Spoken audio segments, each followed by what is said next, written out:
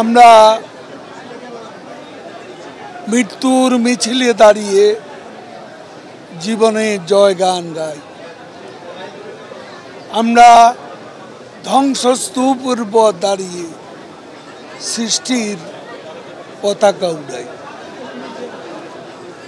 বাংলাদেশ আওয়ামী লীগ এদেশের বৃহত্তম এবং প্রাচীনতম রাজনৈতিক প্রতিষ্ঠান। আমরা আজ এক কথায় বলতে পারি, সংগ্রাম, সাফল্য ও সংস্কৃতির বর্ণিল প্রতিভাসের নাম বাংলাদেশ আওয়ামী লীগ।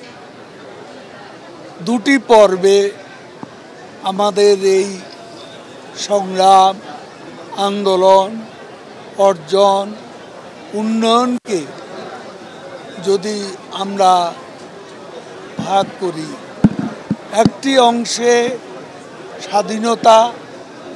স্বাধীনতার অবিসংবাদিত নেতা, কেন্দ্রাতিক শক্তি হচ্ছেন জাতির পিতা বঙ্গবন্ধু শেখ মুজিবুর রহমান।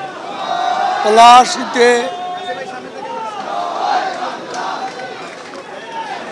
যে সূর্য অস্তমিত হয়েছিল 1949 সালে, সে সূর্য আবার উদিত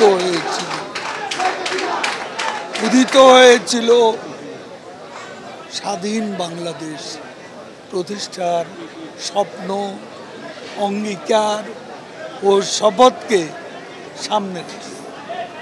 এই সংগ্রাম, আন্দোলন, মুক্তি সব কিছুরই সেন্ট্রিফিউগাল ফোর্স ছিলেন জাতির পিতা বঙ্গবন্ধু শেখ মুজিবুর রহমান। তার হাতেই বাংলাদেশের স্বাধীনতা।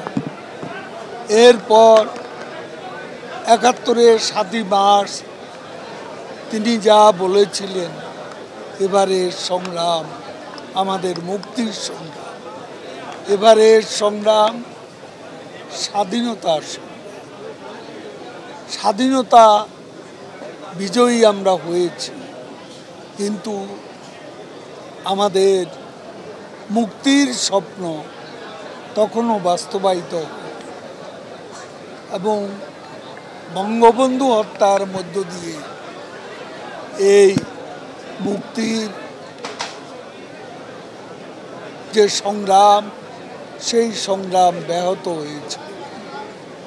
মুক্তিযুদ্ধকে জেনারেল জিয়াউর রহমান নিঃশেষ করে দিয়েছে। মুক্তিযুদ্ধের মূল্যবোধ, স্বাধীনতার আদর্শ সব কিছুই আঘাতে জর্জরিত। ঐতিহাসিক ৭ই মার্চ ছিল না, ৭ই জুন ছিল না, বঙ্গবন্ধু ছিলেন নিষিদ্ধ না, এবং জয় বাংলা মুক্তিযুদ্ধের রণধ্বনি ছিল নিষিদ্ধ না। তখন বুক ফুলিয়ে ঘুরে বেড়াতো মুক্তিযুদ্ধের পরাজিত শক্তি, জিয়াউর রহমানের আশ্রয় এবং প্রশ্রয়। এরপর কারাগারে ৪ নেতার হত্যাকাণ্ড, ৭৫-এ ১৫ই আগস্টের মতো ৩রা নভেম্বরের হত্যাকাণ্ডেরও মাস্টার মাইন্ড ছিলেন সেনাপতি জিয়াউর রহমান। এটা ইতিহাসের যদি আমরা বিশ্লেষণে যাই, সত্যকে যদি সত্য বলতে হয়, তাহলে এই সত্য অস্বীকার করার কোনো উপায় নেই। জিয়ার পরে এরশাদের পর বেগম খালেদা জিয়া। ২১ বছর ধরে আমরা অন্ধকারে ছিলাম। ২১ বছর ধরে আমাদের গণতন্ত্র ছিল নির্বাসনে। আমাদের মুক্তিযুদ্ধের চেতনাকে নির্বাসনে পাঠানো হয়েছিল। বিজয় দিবস এবং স্বাধীনতা দিবসে বঙ্গবন্ধুকে বাদ দিয়ে বিজয়ের নায়ক স্বাধীনতা স্থপতিকে বাদ দিয়ে বিজয় দিবস, স্বাধীনতা দিবস উদযাপন করা হতো। আজকে বঙ্গবন্ধু হত্যার 6 বছর পর বঙ্গবন্ধু কন্যা দেশরত্ন শেখ হাসিনা স্বদেশ প্রত্যাবর্তন অন্ধকারে আশার আলো বর্তিকা। এবং শেখ হাসিনা বাংলাদেশে এসেছিলেন বলেই গণতন্ত্র শৃঙ্খল মুক্ত হয়েছিল। শেখ হাসিনা বাংলাদেশে ফিরে এসেছিলেন বলে যুদ্ধাপরাধীদের বিচার হয়েছিল, বঙ্গবন্ধু হত্যার বিচার হয়েছিল। শেখ হাসিনা ফিরে এসেছিলেন বলে মুক্তিযুদ্ধের চেতনার প্রত্যাবর্তন ঘটেছিল, গণতন্ত্রের প্রত্যাবর্তন ঘটেছিল। তার স্বদেশ প্রত্যাবর্তন ছিল আমাদের সেই স্বাধীনতার আদর্শের প্রত্যাবর্তন। এবং তিনি যেই অর্জন সারা পৃথিবীতে বাংলাদেশের জন্য এক গৌরবোজ্জ্বল অধ্যায় তিনি রচনা করেছেন। এত সাফল্য, নিজস্ব অর্থায়নে পদ্মা সেতু নির্মাণ করে আজকে তিনি বিশ্ব ব্যাংকে দেখিয়ে দিয়েছেন আমরাও পারি। আমাদের সামর্থ্যের প্রতি, আমাদের সক্ষমতার প্রতি এ পদ্মা সেতু নিজের টাকায় করেছে।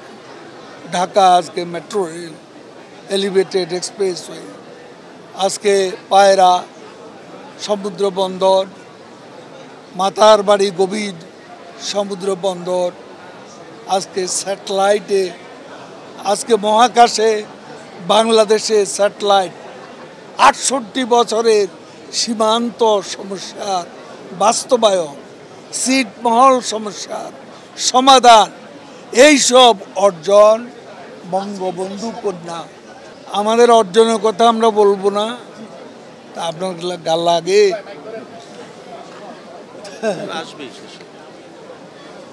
75 বছরে আজকে এই আমাদের জন্মদিনে আমাদের অঙ্গীকার হচ্ছে আমরা আমাদের রক্তমূল্যে অর্জিত বিজয়কে সুসংহত করব। আমাদের চলার পথের প্রধান বাধা বর্ণচোরা বিএনপি, মুক্তিযুদ্ধের নামে এই বর্ণচোরারা ভাওতাবাজি করে। আমাদের আজকে সাম্প্রদায়িক জঙ্গিবাদী শক্তি আমাদের অভিন্ন শত্রু। এই অভিন্ন শত্রু বিএনপির নেতৃত্বে ঐক্যবদ্ধ। আমাদের আজকে অঙ্গীকার, আমাদের আজকে শপথ, এই অপশক্তিকে পরাজিত করতে হবে, পরাভূত করতে হবে এবং আমাদের বিজয়কে আমরা সুসংহত করব। বঙ্গবন্ধুর স্বপ্নের সোনার বাংলা অভিমুখে বঙ্গবন্ধু কন্যা শেখ হাসিনার নেতৃত্বে আমরা স্মার্ট বাংলাদেশ নির্মাণ করব। এটাই আজকে প্রধানমন্ত্রী যা নিয়ে এসেছেন সেটা নিয়ে এখনো বিশ্লেষণ হয়নি। তবে প্রধানমন্ত্রী গঙ্গার পানির কথা ভুলে যান। দিল্লি গিয়ে বাংলাদেশের স্বার্থ সংরক্ষণে এখানে যা বলা দরকার কোনো কিছু বলতে প্রধানমন্ত্রী সংকোচ করেননি, ভুলে যাননি গঙ্গার পানি চুক্তির কথা।